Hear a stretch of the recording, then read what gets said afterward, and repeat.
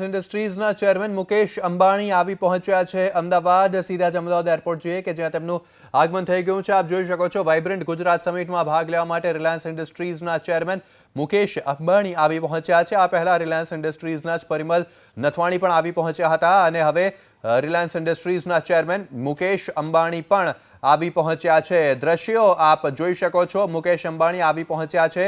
Reliance ઇન્ડસ્ટ્રીઝના chairman છે। Vibrant Gujarat સમિટમાં ભાગ લેવા માટે તેઓ આવ્યા છે। તેઓ જોવા જઈએ તો દરેક વાઇબ્રન્ટ સમિટમાં આવતા જ હોય છે ભાગ લેવા માટે અને તેવી જ રીતે તેઓ આ વખતે પણ આવ્યા છે। મુકેશ અંબાણી સાથે પરિમલ નથવાણી પણ જોવા મળી રહ્યા છે।